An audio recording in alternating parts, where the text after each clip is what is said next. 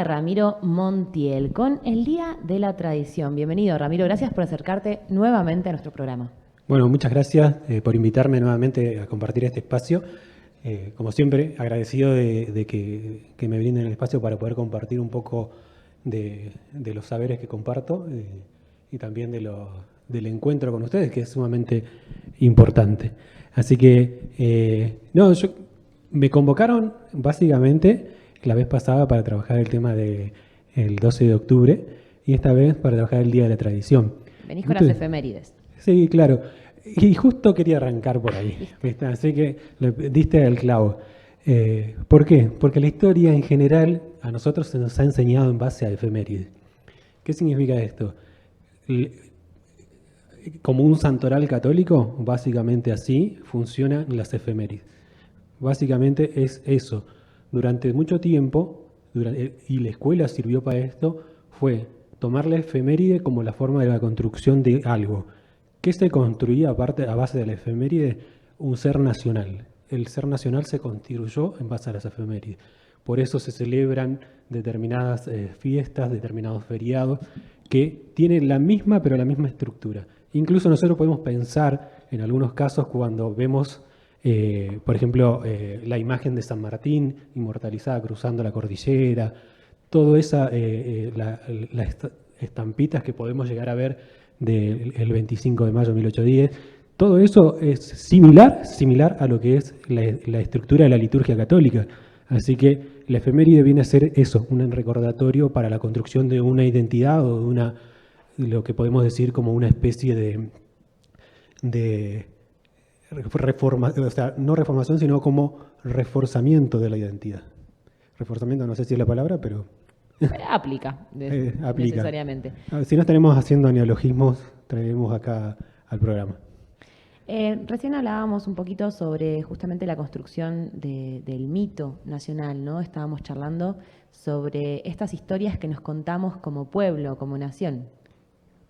Tal cual. ¿Sabés que una de las cosas que necesita un pueblo o un país necesita tener como bases fundantes? ¿Y quién lo da esta base fundante? El mito. El mito es una forma de construcción de esa idea, de esa identidad. Y entonces, como nace el mito del ser nacional, desde ahí se construye la identidad nacional. José Hernández es el que nos convoca hoy. En base a él celebramos, en base a su natalicio, celebramos lo que es el Día de la Tradición. Él conforma una imagen distinta. ¿Por qué? Aquí viene el tema. Y esto es lo que yo les traía ya la vez pasada.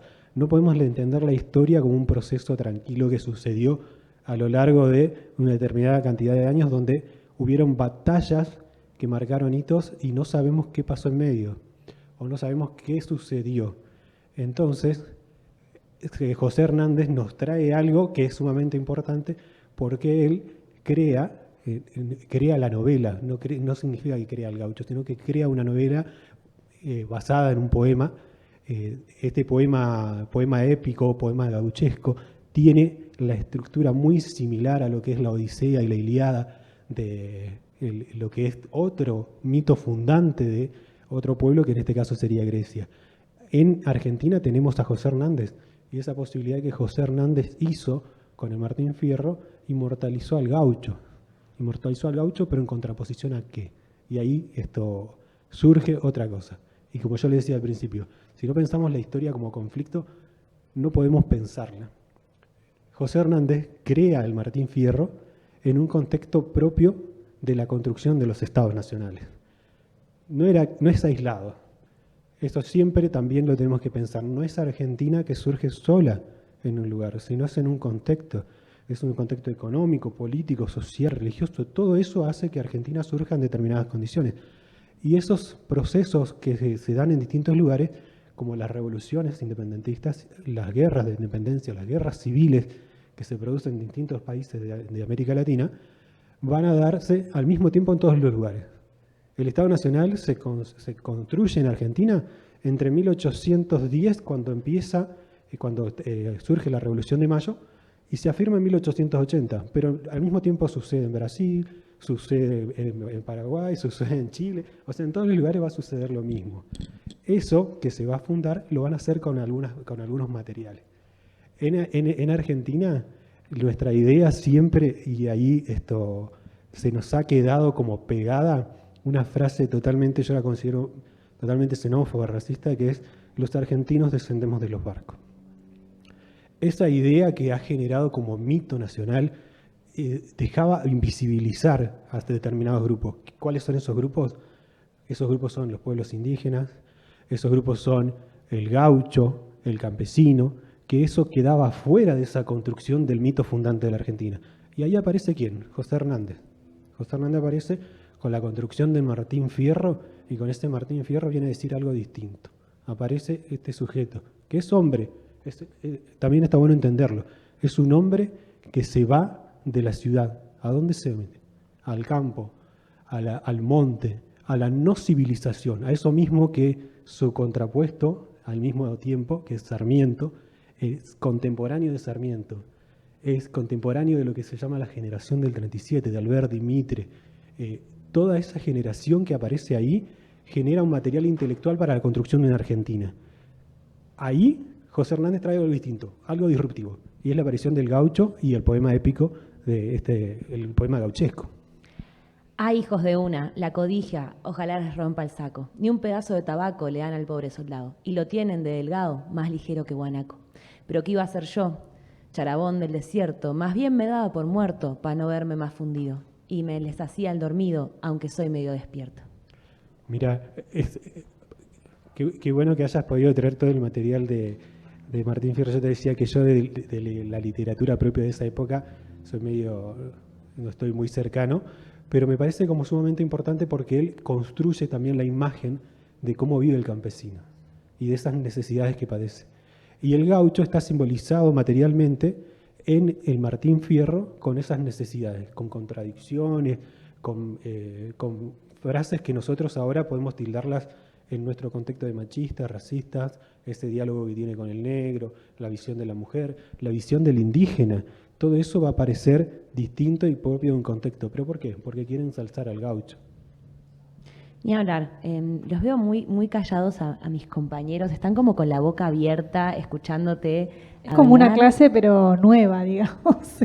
Yo quedo fascinada escuchando esta perspectiva. Nosotros empezamos a pensar que este programa iba a quedar enmarcado muy cercano al Día de la Tradición, y entonces cómo desde este programa que trabaja justamente sobre la diversidad y la cultura y la identidad cultural de Bariloche, podíamos hacer un anclaje en eso, ¿no? En esos sentidos que tiene, y apareció lo de género, y apareció la mujer y el campo, y apareció qué es la tradición, ¿no? Nos preguntamos, y qué se celebra, y también aparecen muchos rituales propios, como que se baila el pericón en el centro cívico, o que se hace un desfile, y todo eso constituye también las tradiciones de las que nos vamos nutriendo, ¿no? Y también construyendo otro nuevo mito de lo que es festejar el Día de la Tradición.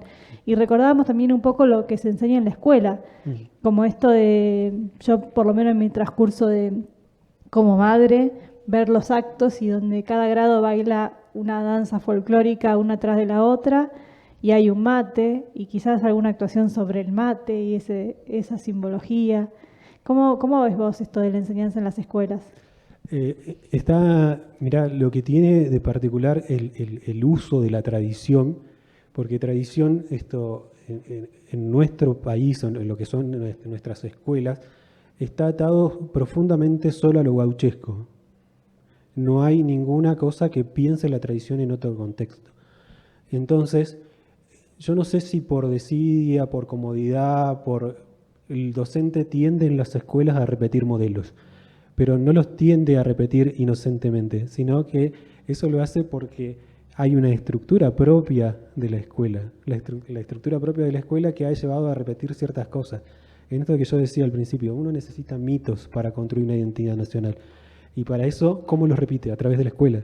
Como entonces, la reproducción, ¿no? Una reproducción. Libro, sí. Ahí podemos ver que sin la escuela, esta reproducción simbólica que se hace sobre el Estado Nacional, sobre la identidad, sobre los gauchos, sobre las tradiciones, no existiría. Pero existe básicamente por esta repetición. esta repetición de saberes. El día de la tradición, todos los chicos se tienen que vestir de gaucho y las niñas de china. El día de la tradición se recitan poemas de José Hernández. El día de la tradición se hace una peña, el día de la tradición se baila el pericón. Esas cosas son estrictamente a lo gaucho y entonces la escuela es como que ha tendido siempre a hacer lo mismo, a repetir. No entra, todavía yo no he visto, en mi experiencia, como resignificaciones. Y me parece que eso es sumamente importante, porque al resignificar la tradición, nosotros ponemos en valor otras cosas, ponemos valor a otros actores.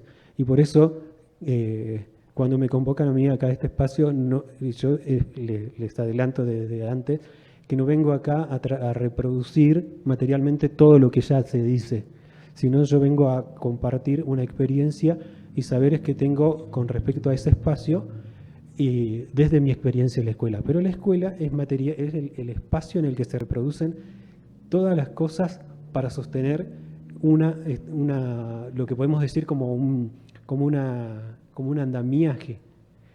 Pero ese andamiaje entran determinadas cosas. No entra el indio, no entra el indígena, no entran los pueblos originarios, no entran las mujeres incluso, porque si tomamos la mirada de José Hernández, la mujer queda relegada, salvo ahí en la vuelta, que la mujer aparece con un rol protagónico que se va y lo deja él, y, que es sumamente interesante también para pensarla hoy, y que estas lecturas no se hacen precisamente a la mirada de hoy. Las lecturas de la tradición se hacen para sostener algo. Y entonces uno ve los desfiles que se hacen por la calle y todos están de la misma manera. No vemos a otros. Parece que la tradición solamente fuera patrimonio de un sector. Entonces ahora podemos pensar y resignificar. Yo creo que es sumamente necesario. Si no lo hacemos en la escuela, vamos a seguir invisibilizando sectores. Y ya que estamos hablando de la escuela, si también te acordaste de los actos escolares, si tenés alguna foto vestido de negrito que vende empanadas o con las trencitas, sacar una foto a la foto, pone hashtag Sintonía de Cultura y la podés compartir. Nos encantaría ver esas fotos analógicas y les invito también a los participantes del programa a hacerlo, a rastrear sus propias fotos y subirlas. Nos vamos a ir a escuchar un tema de Damián Ortega y ya volvemos para seguir charlando con Ramiro Montiel sobre el Día de la Tradición.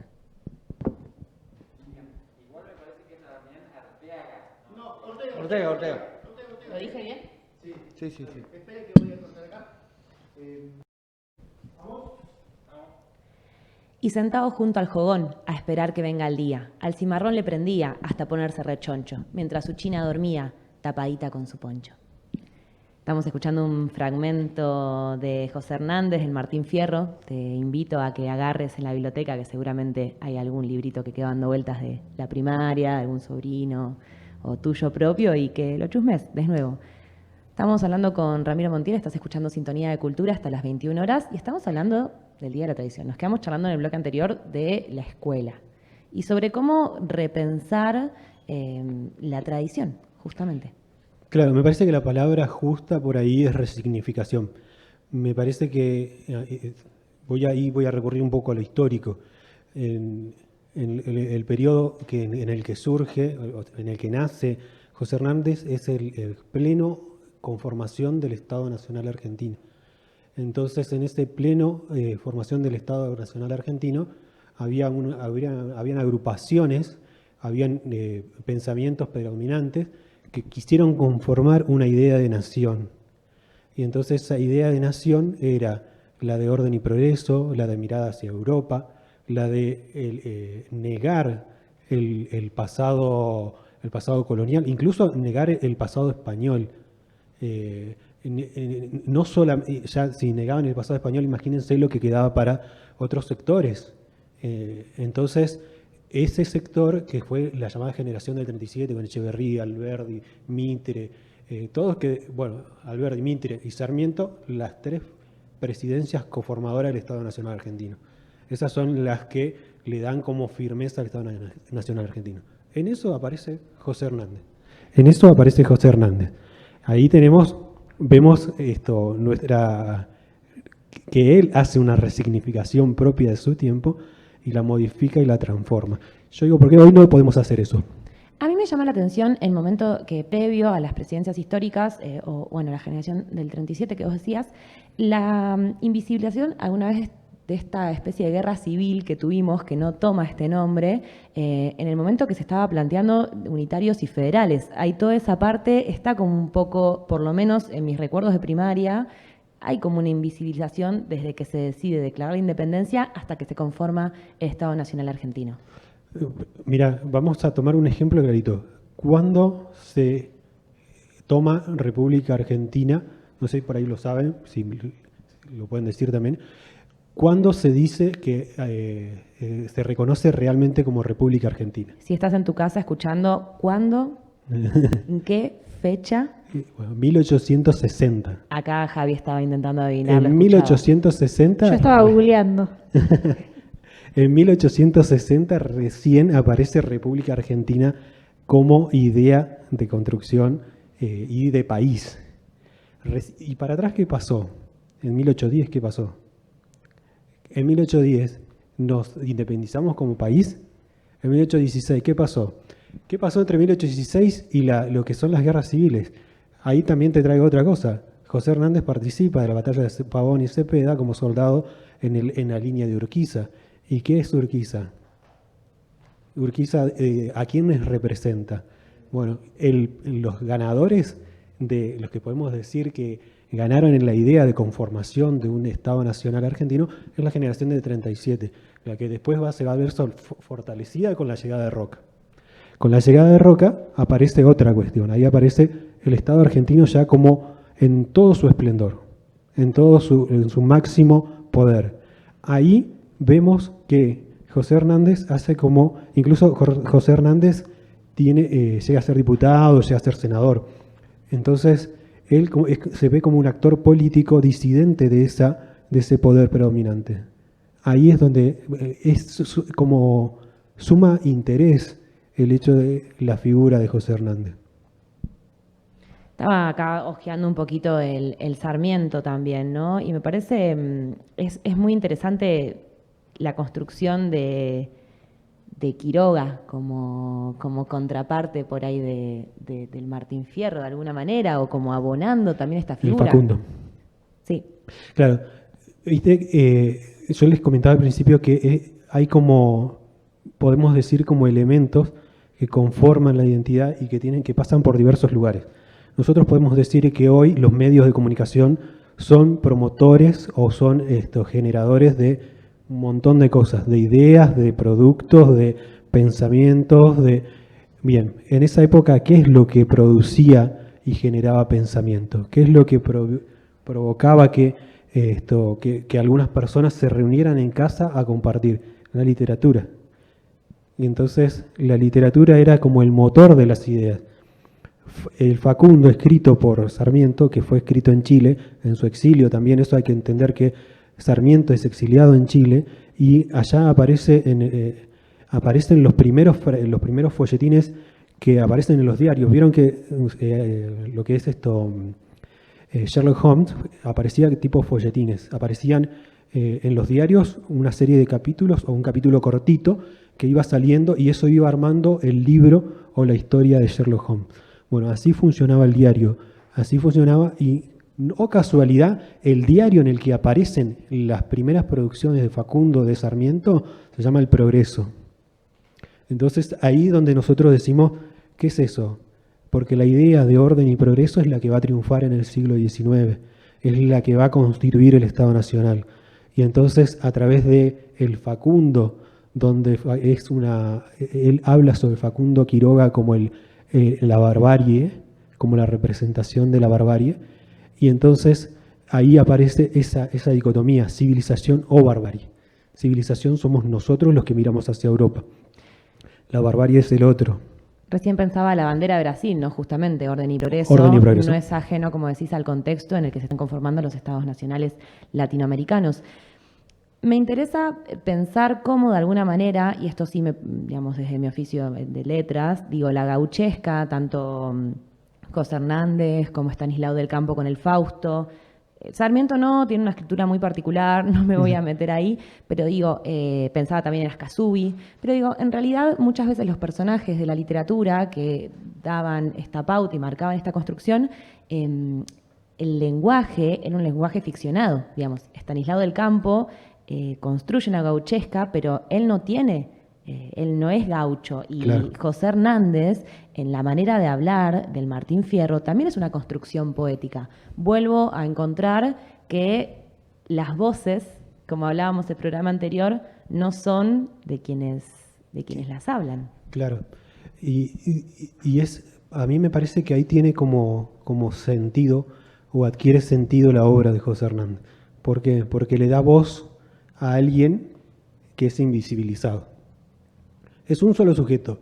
No podemos decir que todos los gauchos eran iguales, no podemos decir que todo el campo era igual, no podemos decir qué entendemos por campo, porque si nosotros hoy pensamos el campo, podemos pensar en los terratenientes de Entre Ríos, y esa estructura no es la misma que la del gaucho. Cuando alguien me dice reforma agraria en Argentina, a mí me cuesta un montón pensarlo.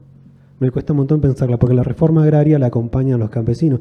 Y me cuesta mucho pensar a la imagen de campesino en Argentina.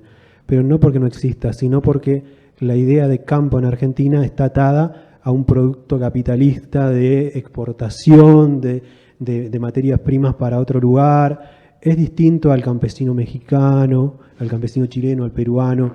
Es distinto. Pero acá, en esto, que volviendo a eso del gaucho que aparece de otra manera. Y eso empieza a mostrar, y eso es lo que tiene de importante Hernández, que nos ayuda a construir un paisaje y nos ayuda a entender cómo funcionaba el campo y cómo aparecía el gaucho en él. Ramiro, nos estamos quedando sin tiempo, nos podríamos quedar horas hablando, sobre todo de literatura, me pasa a mí, pero quería saber si querías comentar algo más que te haya quedado en el tintero.